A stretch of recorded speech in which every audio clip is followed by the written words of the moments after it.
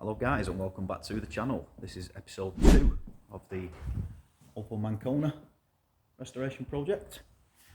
So we're going to be doing a little bit of stripping on this car. The original plan for this was to basically just get it running and driving and then get rid of it. But since decided that we're going to have it painted. So on the last episode you'll see we got a little bit of work done on this. We managed to get this car running after 20 years or so of being stood. Fired up pretty easily. We did the fuel tank, did a little bit of welding in the boot. We got some new fuel pipes under there. We got a fuel pump in, fuel pressure regulator, put some charge in the battery, and it pretty much fired straight over. I've since sort of checked all the lights out and everything seems to work pretty well. Just give us a minute, I'll connect the battery up and show you.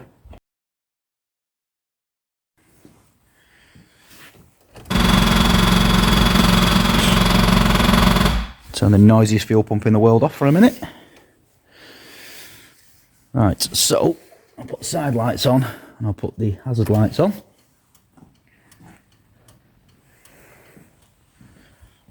So you can see we've got front lights, and that is the most randomest placement of indicators I've ever seen.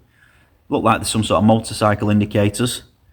So we need to reposition them because I don't think they're in a legal spot. If they are, they look crap anyway, so we're going to be changing them out, and that won't be in today's episode. Now I've decided to go a little bit more in depth on this car. The original plan for this was to just get it running and driving to make it a little bit more sellable and sell it on as is, as an ongoing project, but a running and driving project. Quite an easy project for somebody. I've actually just been offered by one of my good friends to take this car on and paint it for me. So today we're going to be stripping some stuff off. We're going to be taking these headlights out, front grille, number plate. We're going to be taking some other bits and bobs off, like the wipers, the mirrors, some of this trim, door handles, possibly this off the rear quarter. It's a shame that's been put in there because I actually think that looks horrendous. What else are we going to be taking off? We're going to be taking out the rear lights, the rear bumper, this rear infill panel, all the seals, door seals, stuff like that. Basically just getting this car stripped and ready for paint. We've also had a few new bits of parts arrive. We've had some new Brembo brake pads, front grille, and we have also had some rocker covers for this V8 engine that's in this car delivered as well. Now last time I had it started I noticed there was a bit of a leak coming down this back corner from the rocker cover, dripping onto the exhaust, and it was smoking. Obviously that's a fire risk, so we don't want that to happen. And also what I noticed was there's actually a hole in the back of that rocker cover there, and as you can see it's been throwing oil out. It's chucked oil all over here and all up the windscreen there.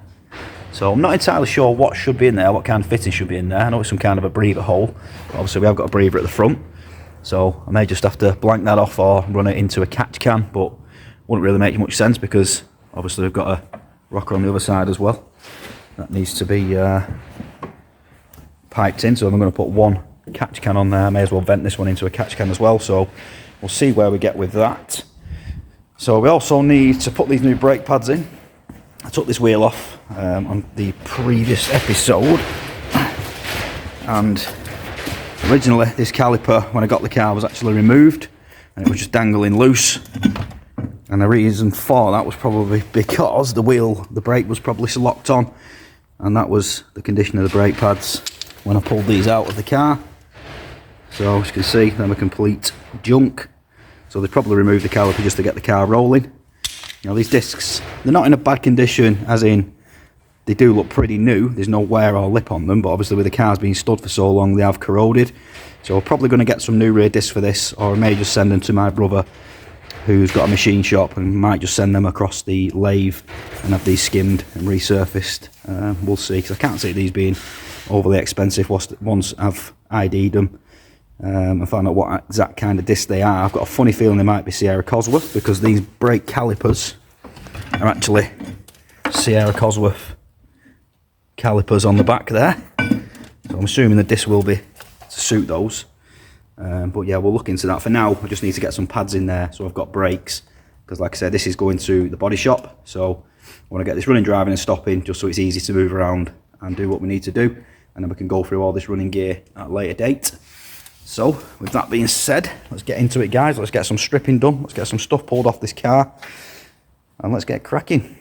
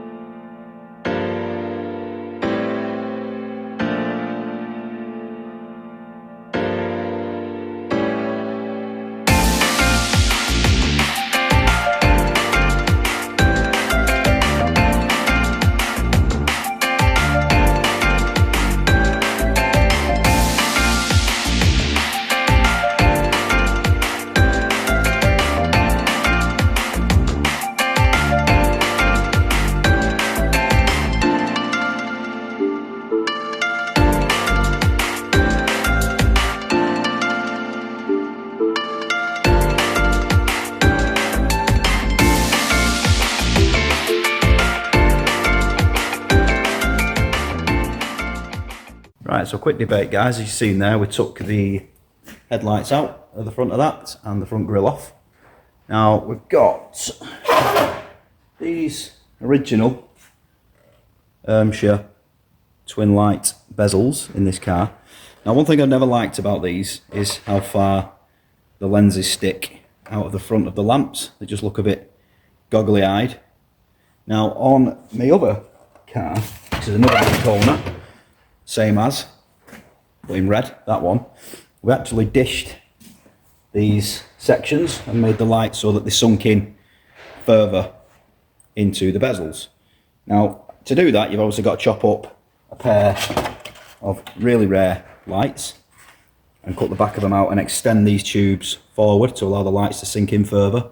So I don't particularly want to do that with these because I've already chopped up one pair of these and there's probably not many of these left at all in this country.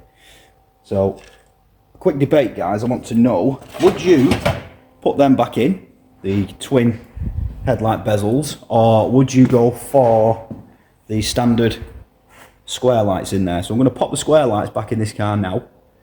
I'll put the front grille back in and let you all have a look. So you'll have seen, obviously, the images and the video before I've took these lights out. And I will also overlay a picture of the car with these twin lights in before we remove them, and I'll then also overlay a picture of the car with the square lights in them so you can compare the two together. Let me know what you think, guys. Give me your opinion on that. Would you go back with the square lights, original Scona front lights, or the twin lights? So I'll pop them in now and I'll be back in a sec.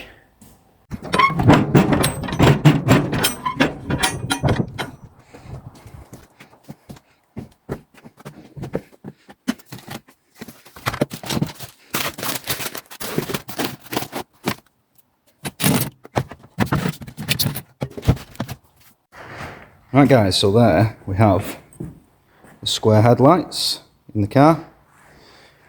So again, let me know, please drop some comments because I'm really undecided on this. I need to take some opinions on what you guys would do if it was your car.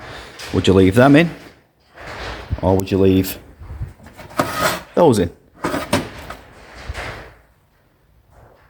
Get in the comments, guys, let me know. Right, let's crack on. I'm going to pull these back out and let's start stripping some more.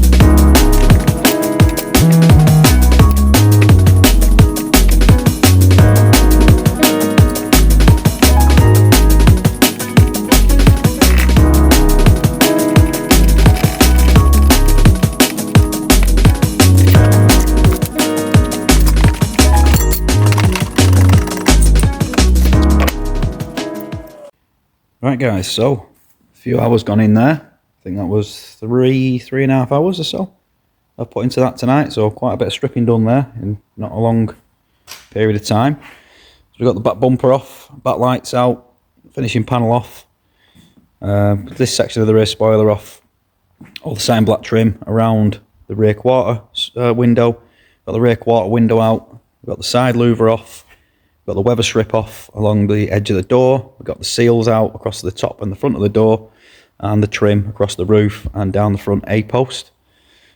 We got the mirror off, we got the wipers off, we got the headlights out, the grille out. And again guys, let me know what you think about these headlights. Do we go back to the twin lights or do we put the squares in? Personally, I'm leaning towards the squares on this because, as I said, I do have the twin lights in that one, so I would like them to be a little bit different. I think the square lights make the cars look a little bit fatter, a little bit meaner, a bit wider.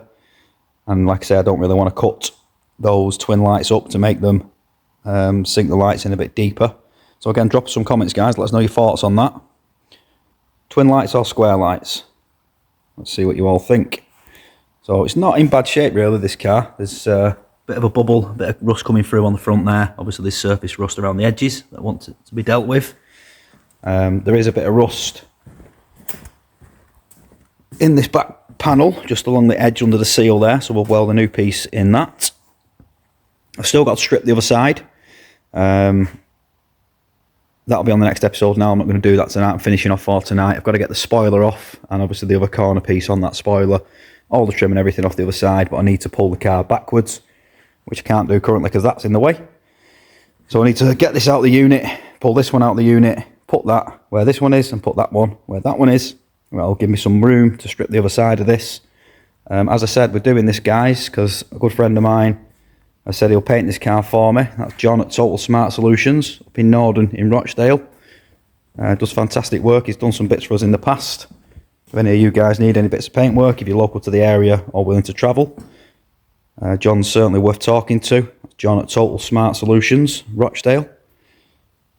I'll drop John's page and a link to John in the description. So there we go guys. Oh, also we got the back brake pads in. Normally I put some sort of grease, copper grease, ceramic grease or whatever on them pads, but obviously these are going to come back off because we need to sort these rear discs out yet anyway. So the pads are going to be coming back out once we deal with the discs. So this is literally just to get this running, driving, stopping, so it's easier to move around, easier to move in and out of this unit. It's easier for John to move it around his unit when he's got it there for paint, because the last thing you want to be doing is pushing a car around, which is not easy. So that's the reason for putting the wheel back on and the pads back in tonight, just so we can move this thing and stop it. So yeah, that's not a bad bit of work tonight guys. I wasn't planning on painting this car, but John's come through for me on that. So hopefully this will be done. This is booked in on the 22nd of May with John, so we've got a bit of time to get these other bits and bobs sorted out. I am going to be going underneath the car now and tidying that up as well. It just makes sense if we're getting the front, the top side painted, may as well do the underneath and get that looking tidy as well. And we'll do a bit of detailing and tidying up of the engine and hopefully make this car a lot more saleable. This will be going up for sale when it's done. I'm not entirely sure whether we'll advertise it or auction it yet. We'll see. Might even take it to the VBOA show, the over at Sywell Aerodrome this summer. It might make an appearance there. So we'll see what happens guys and see if we can get it ready for that show. So that's going to be it for this one guys. I hope you enjoyed the video. Don't forget to drop us some comments. If you like the video, give us a thumbs up, give us a share, and I'll see you on the next one.